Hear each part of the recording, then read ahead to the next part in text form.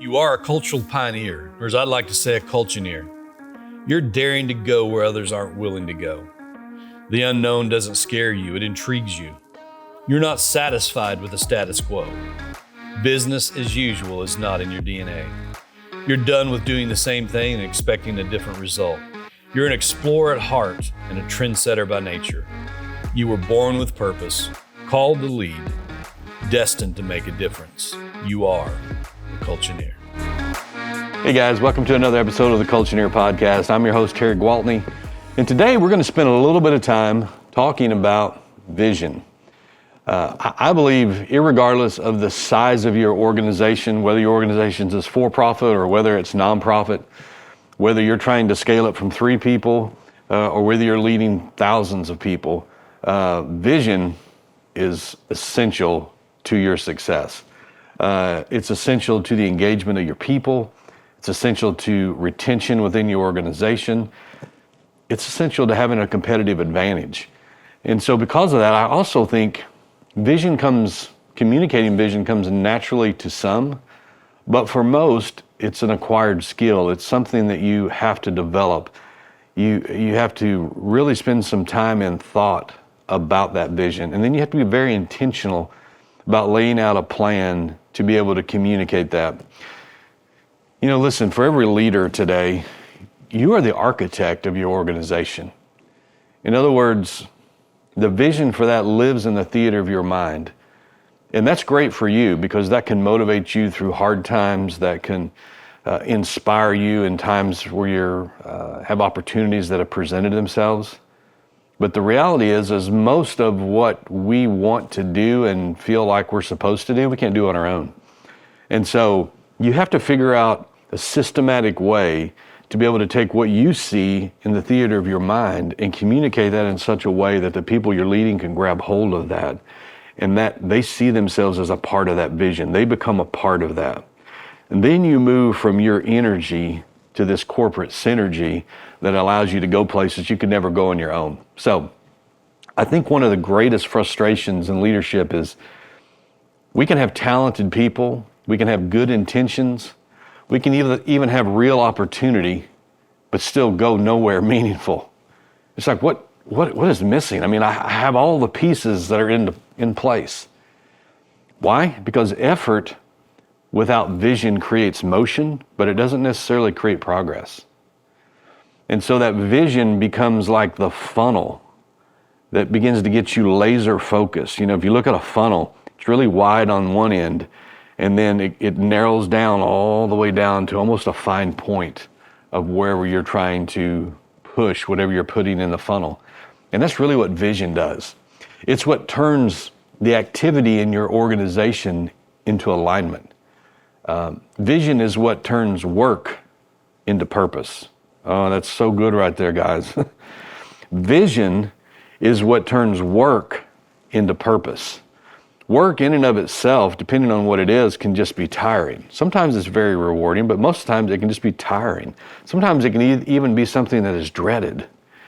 But when you can tie it to purpose, something changes. It becomes fulfilling, meaningful. It's a piece to the puzzle of where we're trying to go. This is why vision is so important. It's what helps people see not just what must be done today, but what could be done tomorrow. Actually, it takes it a step further, and vision allows you to see what tomorrow could look like. And see, if you don't think this way, you're not going to be a successful leader because you have to see beyond where you're at. And most leaders do, or they can't stay in that position. But the successful ones are the ones that what they see figure out a way to communicate to all of the people on their team in a way that they buy into that they see that they can understand that. And it's not a one-size-fits-all. If you have kids, you realize you parent your 4 children differently. I have 3, I had to parent all 3 of them differently. I have 6 grandchildren, you have to interact with all 6 of them differently. They all have different interests, they all have different personalities, they all have different emotions. You know, 3 of them are boys, 3 of them are girls. They process things differently. It's really no different when you're leading people. So I can't just have a one-size-fits-all in how I'm communicating vision and get frustrated that 60% of the people don't get it. I wish they were like the other 40%.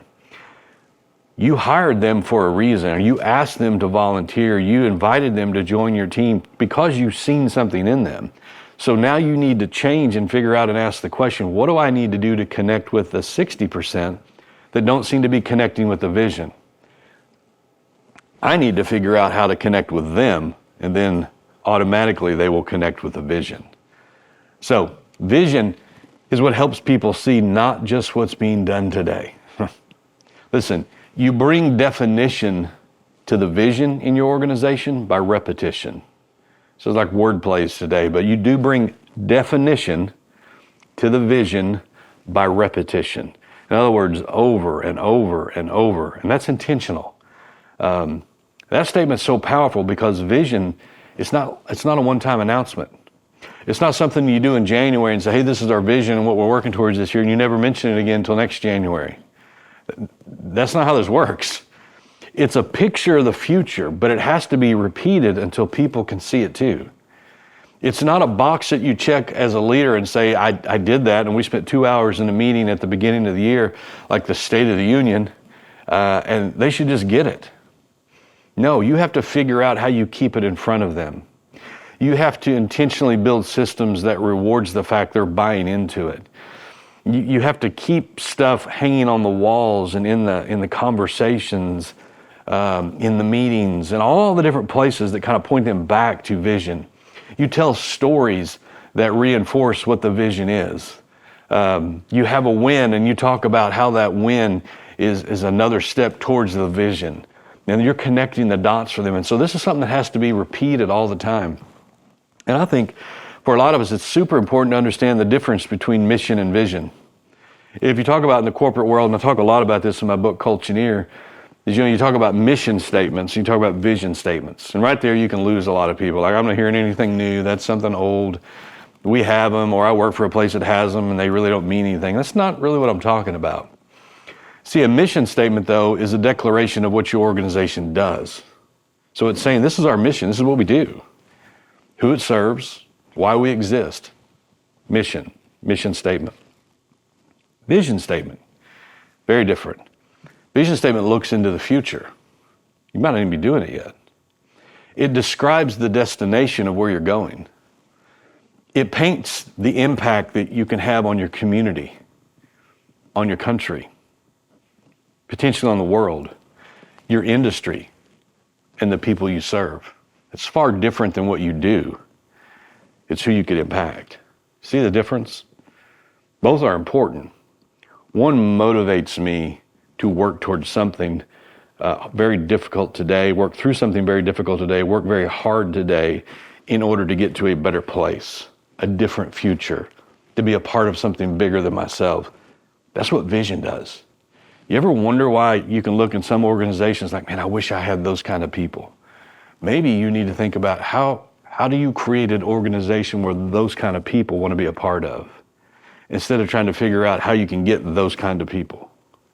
Because that's the key. You have to think about it much longer term. It paints the impact you're going to have on community. I mean, we really could just unpack this entire sentence because it gets to the heartbeat of engaged employees. And if you put it real simply, it's this. Mission says, this is what we do. Vision says, this is where we're going. Culture in your organization. Can I tell you, every organization has culture. It's one that has either been intentionally created or it's one that's been allowed to exist, and organically it's just become what it is. Whichever is the case, you as the leader are responsible for it. You don't like it, you need to change it. Culture says, this is how we live while we get there. Mission, this is what we do. Vision, this is where we're going. Culture, this is how we live, behave, and act while we get there. That's the importance of culture. So the distinction really matters between mission and vision because people don't just want a job description. I spend a lot of my time interviewing people, not because we have so many people leave, it's because we select 1 out of 100 people we talk to. So we have to see something first in a resume that we feel like is worth talking to. And then out of those 100, only one we feel like is a great, great fit. Not that they're not great people, not that they don't have great skill sets, but it has to be a great fit for our culture and a great person with great character at the right time. It's hard to check all those boxes. But what I know by doing that is most of those people, they're looking for more than a job description. And what they get paid and their benefits, they're important, but they're not the most important. They describe more of what they want to be a part of, how they want to feel about where they work. How do you feel? It's just work. Oh no, it's more than that. They want to feel valued while they're at work. They want to feel respected while they're at work. They want to feel accomplished while they're at work. They want to feel fulfilled, like giving their time and their life made a difference more than just what was equated in a paycheck. So it's a lot more than a job description. They want a future worth joining. They want a future worth working towards. Well, you may say, well, if they'll just hang out with me, for another 3 years, that's exactly what I'm trying to create around here. Do they know that? Do they know what that looks like? Have you described that in a way with a passion that they think you believe that's possible? Have you showed them what could be created 3 years from now if you attain that growth? Have you connected the dots for them, what kind of opportunities that creates for them? How that opens up the career path for them? How that gives them job security? How their work and their impact in their community will be scaled and escalated? How some of their passions and things that that are deeply important to them that you'll be able to do more of because out of your profits you'll be able to impact more people. Do they know that? Just because it lives in the theater of your mind doesn't mean it's motivating them, because they may not see that. They may not understand that. They want to be a part of something bigger than themselves. I can't tell you how many times I've had somebody tell me that, either in that exact language or something very similar. Leaders, you need a clear, compelling view of the future. You need to communicate it in a way that enlists other people. Think about the Army. Don't just come and kill some people. Come and be all you can be. And we may have to kill some people along the way. But that's not what they're leading with. They're leading with vision. Why don't you come and be all you can be? Why don't you join the Marines, the few, the proud, the Marines? What are they saying? We're an elite group. We're not for everybody. We don't take everybody. But what we do is important. If you want to have that kind of pride and wear that kind of badge and associate with those kind of people, maybe you should join us. Think about that. How do you communicate your vision to your people? How do you enlist them to get involved? I just give them a raise. Can't pay them enough. No, because in the reality is they think the symptom is pay me more and I'll feel better about what I do. The reality is give me something worth doing and I'll focus less on what you're paying me, because it's more about how I feel and I want to know that I'm making a difference. That's just how we're all wired. And you need to learn how to connect into that. The only way you're going to be able to do that effectively is be able to be a vision caster. A brief vision statement alone, it's not enough. Leaders and the people you're following, you need a fuller picture people can imagine and rally around. Just camping out here for a little bit, because the words seem old, but the message is timeless. And I think we talk about it so much because we do it so ineffectively. If we did it more effectively, we'd be trying to hold on to this train that's almost running out of control. Because when it starts hitting on all cylinders and the culture's healthy, you just can't help but create raving fans. And the byproduct of raving fans, they demand you become bigger. We spend most of our time trying to figure out how we can become bigger, when we need to spend more of our time trying to figure out how do we create more raving fans. So they will demand that we become bigger. And can I tell you how you do that is you start with your own employees. The customer experience out there, that raving fan you're wanting to create, will never be greater than the employee experience that's working for you. And so start there. That's how a leader thinks. He's 2 steps ahead of everybody else. This is chess, not checkers, for those that are succeeding at a high level. So the age-old statement, vision begins with the end in mind, is so true. Vision is seeing your goals in their completed state. What does that look like? Do you ever put your head on the pillow at night when things are just quiet and you try to get your mind from racing and just think, what would change 3 years from now if we achieve that vision that we talk about, that I talk about? How would that affect my kids, my spouse, my aging parents? How would that affect the guy in the warehouse, the ladies on the phone, the people in the homes providing the service? How would it affect my giving, my church, if we succeeded in that vision? What would the impact of things that are important to me, like the gospel around the world, what kind of impact would that have if we achieved that vision? Think about that with me just for a moment. You need to see that in its completed state. So the practice of beginning with the end in mind is important. If you cannot clearly picture where you want to be in 5 years, you're going to struggle making wise decisions today. There will be all kinds of options and things that are thrown at you on a daily basis. You need the vision to become the filter to know what to say yes to and what to say no to. Because it's not like, well, there's good things and bad things. There's great things, good things, and bad things. And successful leaders learn how to differentiate between the great and the good on a consistent basis. Not perfection, they're making progress, but they live between these two. The bad's the obvious most of the time. The challenge is figuring out not to take advantage of all the good ones, so when a great opportunity comes along, I'm not overcommitted. I'm not overcommitted financially, I'm not overcommitted in my time or my resources. Vision asks, who are we called to serve? You answer some of these questions, some of the questions that are flying at you become easier to answer. What future are we trying to create? So is this opportunity going to help me create that future? Is that even the demographic that we're trying to serve? Even though it's a great opportunity, doesn't really fit the vision. What will success look like when the work is mature? What kind of people must we become to get there? Asking those questions when you stand in front of the mirror should be the same questions you're asking the people that you're leading. Who am I becoming? And what do I need to become in order to live 3 to 5 years down the road in that vision?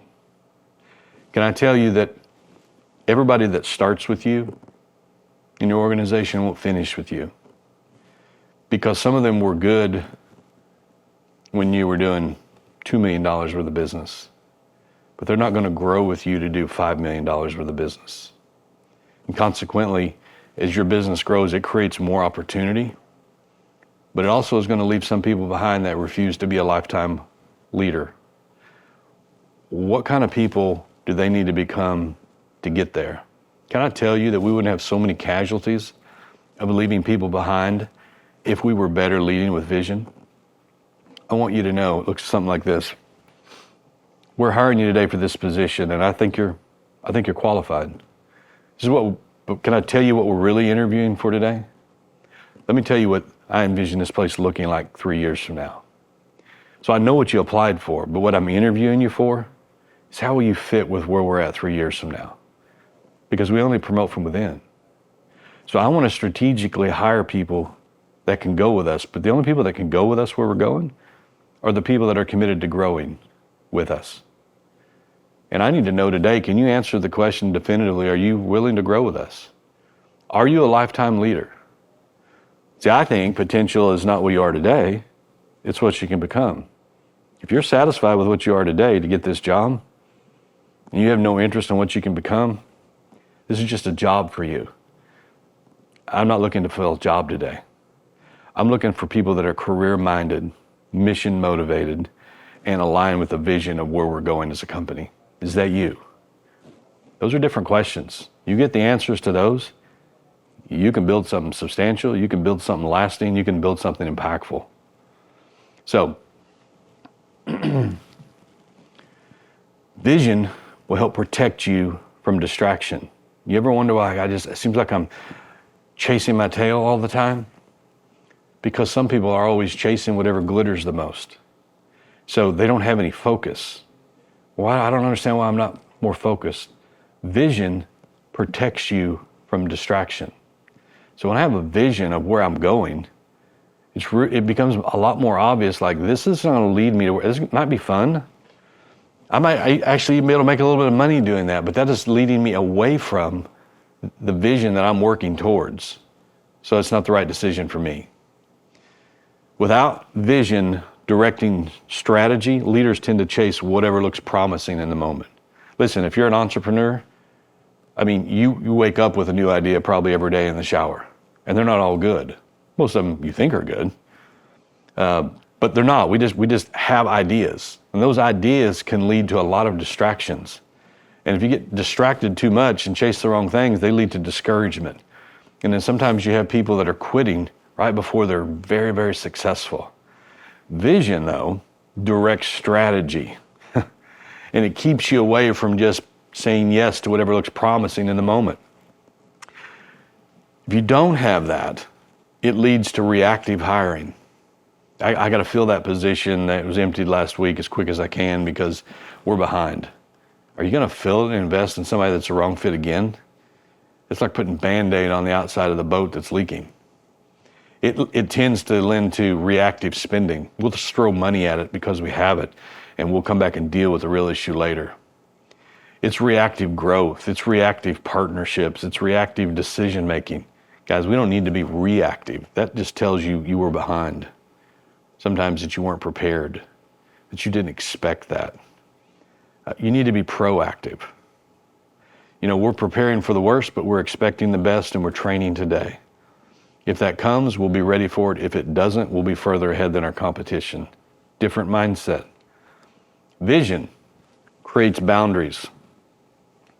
When you know what the future that you're when you know what future you're building, you know what opportunities to decline. Not every open door is your door. Not every good opportunity is aligned with your vision or is aligned with your opportunity. That vision is so essential for alignment, and leaders drift without it into very, very costly mistakes. You see it all the time. When we had success over here, you know, and we built homes. We built 900 homes a year, and we were the best. You know, and people would wait on us for 2 years, and we were very successful at that. So we decided to open a beauty shop. I don't understand why it's taking so much of my time. It's so frustrating. Sometimes those opportunities end up being distractions. Just because you could buy business at pennies on the dollar doesn't mean it's the right move for you. Vision helps keep you in alignment instead of drifting into costly mistakes.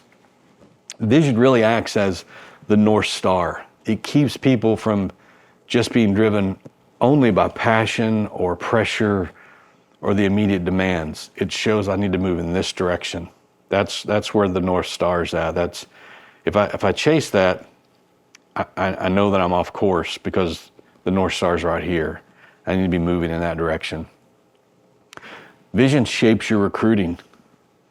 It shapes your retention. Who comes in, who goes out. Pretty important when you say in an organization, because sometimes who's going out, all your experience, all your strategy, all your secrets are leaving with you. Who's coming in? The baggage. Are they going to be toxic? Are they going to undermine the culture that you've created? Are they going to add to or take away? It's one or the other. So super important who you're recruiting as well. So it influences who you recruit, who you retain, who you promote. Listen, healthy organizations don't just hire for today's opening. They select based on tomorrow's culture and vision. That's the difference. That's proactive, not reactive. Does this person fit where we're going? Not just where we currently have a need. Great question, guys. Leaders need to ask, can they thrive in the future culture that we're building? Do they align with our mission? Do they align with our values? Do they align with our vision? Mission, vision, values.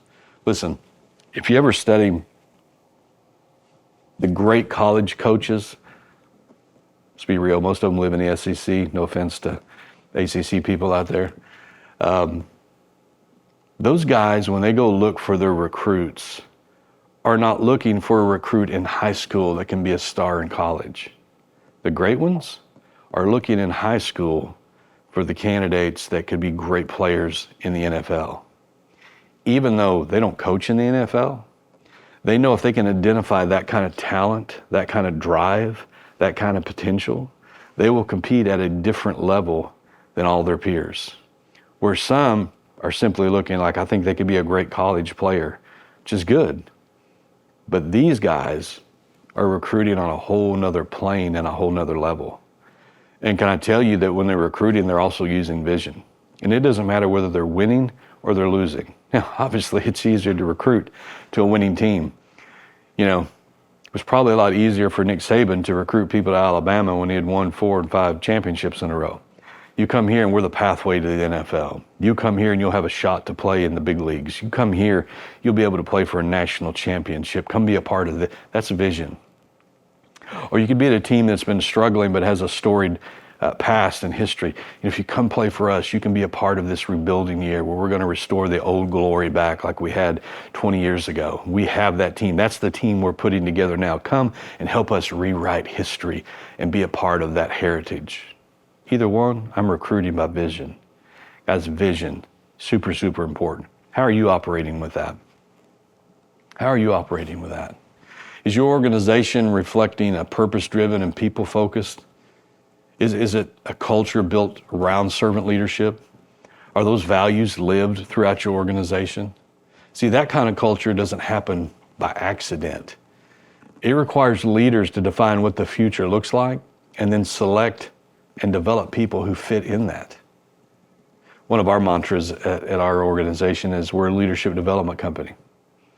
So what that is saying by default, it's our responsibility to develop our people into leaders.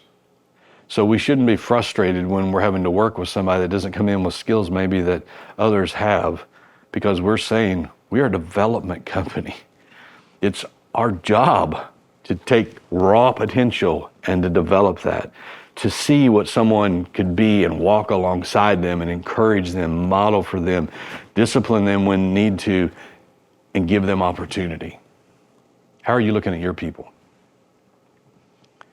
That retention problem sometimes isn't a retention problem, that's the symptom. Maybe what you have is a vision problem. People can endure hard work. They can survive change. They can even stretch through challenge, but they struggle to stay committed to a future they can't see. I need to know why I feel uncomfortable. I need to know why I'm having to work so hard. I need to know why I'm going to deal with just another round of change. That's where your vision comes in. This is why vision casting matters so much. Leaders must communicate a future worth following. I think what you're communicating is more important than what people are living, because I can communicate hope, which helps me get through a difficult and a hard time. The problem is not always that the vision is wrong. Often the problem is that the vision is not being communicated in a memorable, repeatable, compelling way. So it's not necessarily maybe the vision needs to change. Maybe it's how you're delivering it. You think about if I owned a restaurant and I wanted to have a prime steakhouse, and I had my Wagyu cuts of steak aged for 40 days, whatever the case might be, and I had a chef in the back, and we locally sourced all of our vegetables, and everything was farm to table fresh. We had a premium price on it. But when we brought it out on a paper plate, and we served it with a plastic fork and a plastic knife. Now, the food was good, maybe better than anywhere else, maybe better for you than anywhere else. Maybe we had a great wait staff and a great chef in the back. But because our presentation lacked, people weren't willing to pay consistently the amount that we were trying to charge and the experience that we were trying to deliver as a premium steakhouse. We don't need to go find another source for our beef, fire our chef, or get a new hostess. We simply need to go out and get some fine china and some silverware and elevate the experience. You understand what I'm saying? And so maybe it's not that the vision is not right. Maybe you're not packaging it presenting it in a way that is memorable and impactful to the people that you're trying to lead. I love the story right before Walt Disney died. I think it was Space Mountain. And they didn't finish it till after he had passed away. And they had a big ribbon cutting, and they had the governor of California, and they had the local mayor and some dignitaries. And they had a young man that spoke, and then they had Walt Disney's wife. And they were all talking about all these things. And the gentleman that spoke right before Walt Disney's wife spoke talked about how grand all this was, and how sad and unfortunate it was that Walt couldn't be with us today to see his vision become reality.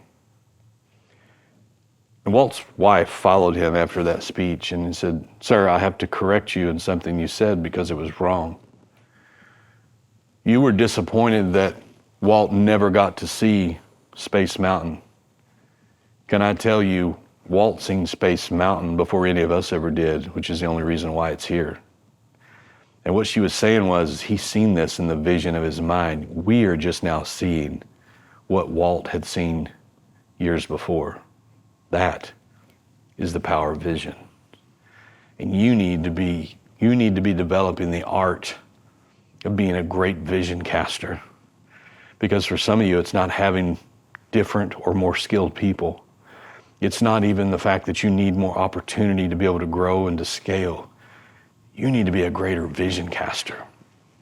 That's the discipline of bringing definition to the future until others can see it, believe it, and act on it. And that requires a few things. First, I think as a leader, you need to find some space to be able to think. In other words, you need to create time to get away from all the noise. Vision is rarely born in the constant distraction. In other words, remove yourself from the rat race periodically. You know, I would challenge you a couple of things. Have a date night with your spouse once a week where it's focused on her. If you can't get away once a month, at least every 12 weeks. You just need to get away. And you need to get away into a space that is different. I would even encourage you, when you do some of your meetings, don't have those meetings at your headquarters or at work. Change the environment. Get in a place that is refreshing, big, spacious, creative, whatever it is that you like, that just gives a different environment. In other words, just create opportunities to be able to dream instead of just do all of the work every day. Second thing is, leaders need language, a very specific language. The vision must be clear enough to say simply and vividly, or to say simply and vivid enough to stir emotion. Emotion is so powerful. In sales, most people aren't buying the product. They're buying based on how the product makes them feel. And so you're speaking to emotion. When you go get in that car and you're 50 years old and you're in a red convertible, oh yeah, you look really good in that, don't you? Can you imagine what your wife's going to say when you drive that home? Now, they're not telling you that your wife's going to have a high-speed come apart. They're talking about, oh yeah, she's going to remember why she married you in the first place. Oh, she's going to feel like a queen riding around, and they're selling you on vision. They're tying that to emotion. Oh yeah, where do I sign? Oh. And then you get your first car payment and your wife like, what the heck were you thinking? And it's too late.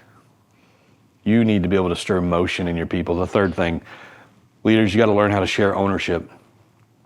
You should draft the vision for your organization, but then you need to invite your leadership team in to help define it. Now, that might not just be the vision statement for the whole company. It may be the vision for a department, for this big goal, for this project you're working on for the next 3 years. Outline where you want that to end up, and then invite people to come in and begin to fine tune it. Because what they help build, they feel a part of. They'll share ownership, and they will defend it instead of you having to defend it all the time.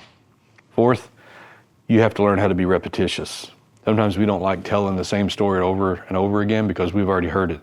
The problem is the people you're telling have long since forgot it. Vision leaks. So you got to find creative ways to begin to say the same thing over and over that's important so you can drive it home. Think about a politician.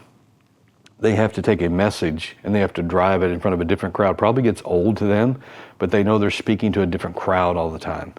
And the idea is I need to scale the message so everybody understands what we're for, what we're about, what the future could look like. It's the same thing as a leader in your organization. You got to communicate vision in a practical, memorable way if you're going to want people to be able to enlist in the future that you're building. And vision, it does leak, so it needs to be everywhere. And this is true in every organization. You need to write it down. This is what, as a leader, you need to do. You need to write it down somewhere. Yeah, I think it should be on a wall, but you should write it down in a lot of places. You should post it everywhere. You should talk about it in your meetings, but probably more importantly, you need to tell stories that embody that. Like when Jim did this the other day, that is the embodiment of what our vision looks like. I mean, he could have been the poster child for what we're working towards and what our vision is. And immediately they tie face and emotion to that, and it has a much better chance of sticking. You need to be intentional about celebrating examples of people fulfilling the vision and doing their part of what that looks like. You need to hire people around that vision. You need to review decisions through that vision. Does this help us? Does this move us closer? Does this get us there quicker? If the answer is no, no, no, then is this even an opportunity? Or is it just a distraction? You need to reward the behavior that reflects the vision that you say that you're trying to build and work towards. And it doesn't have to be a lot of money. It just needs to be a reward. A reward says what you did is important. Repeat it. What you did, I see as valuable. So you're going to see that. That's all you're trying to do. See, in a healthy culture, vision moves from the wall to the hallway. There's a big difference. Healthy culture, the vision moves from the wall to the hallway where people are living, where they're walking, where they're talking. From statement, this is our vision statement, to our story. From a speech to all the systems that we have in the organization. That's how it moves. That's what it looks like. Culture is not just language on paper. It's people-centered environment shaped by service, purpose, and leadership that models the values that it names. That's what culture is. Can I tell you that if you don't have vision or the lack of it, this is what it can cost you? 1800s. Pull this up there. Story of Western Union. This is pretty fascinating. It was the late 1800s. Western Union controlled communication in America through the telegraph. And they were the industry leader. They were powerful. They were profitable. They felt like they were untouchable. And Alexander Graham Bell came along with this new invention called the telephone. So, it came after the telegraph. Again, Western Union owned. And he offered to sell the patent to Western Union. It made sense. They had the infrastructure. They had the experience. He just had a better version of what they were trying to do, and they rejected it. And it was said that their leadership team dismissed it as an electrical toy. Can you imagine, to an inventor like Alexander Bell, what kind of fuel that must have put on him to become their biggest competitor? Because he believed in what he had created and he knew it worked. So this thing went terribly wrong. They defined their business too narrowly. Telegraph, not communication. They couldn't see beyond their current success. Like, why do we need to take any other risks? We already own the market. They underestimated a disruptive innovation. It's like a gnat. We're so big, it won't matter. What was interesting is what happened next. Alexander Bell went on and built his own company.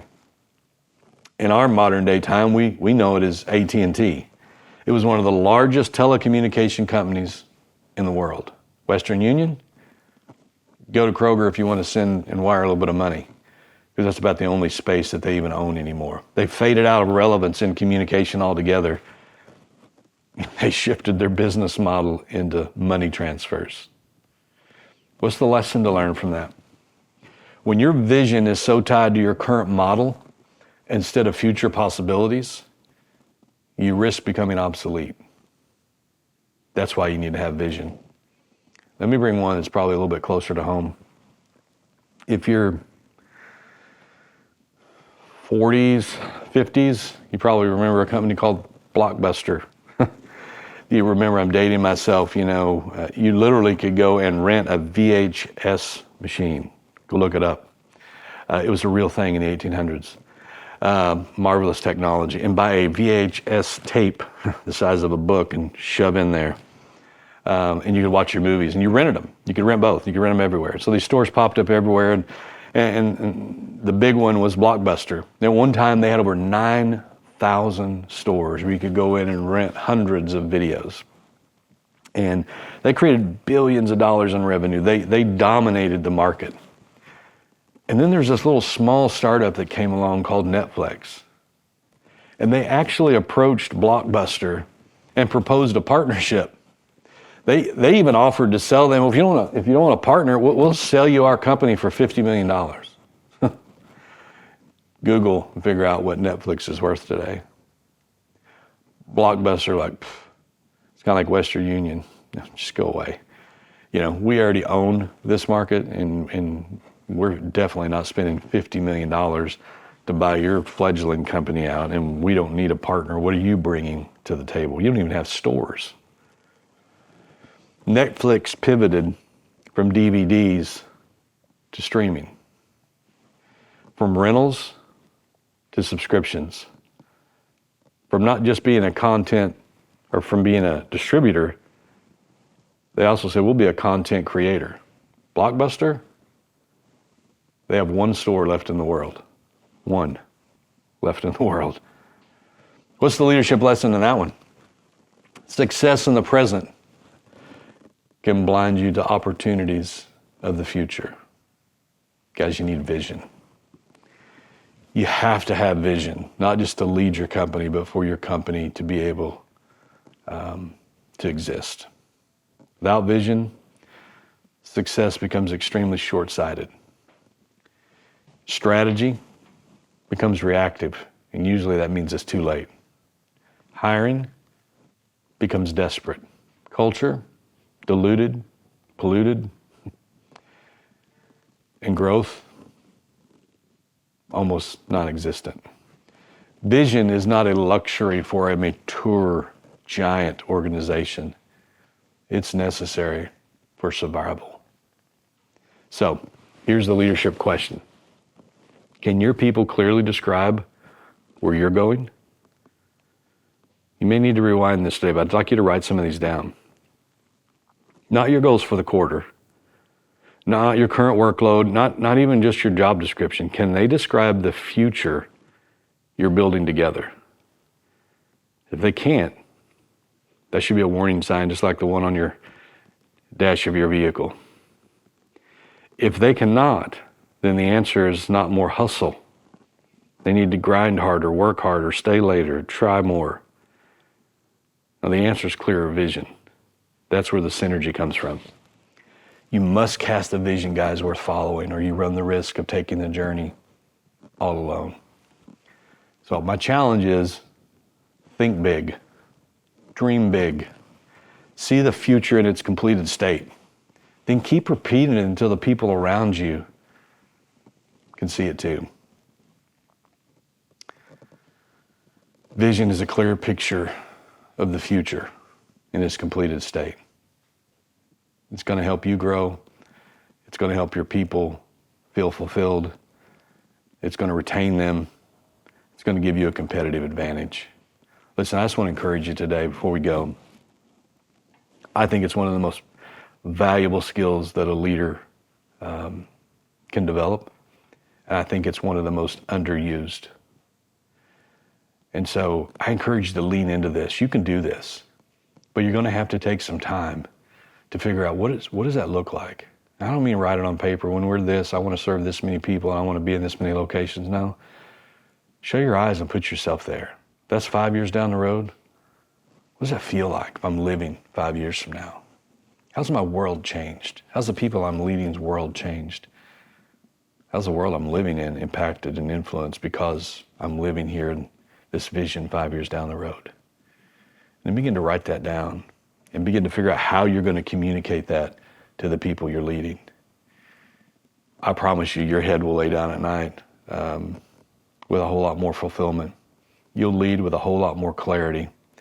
You'll work through difficult times because you'll see them as temporary, as road speed bumps, which are meant to kind of slow you down, but not roadblocks that are meant to stop you.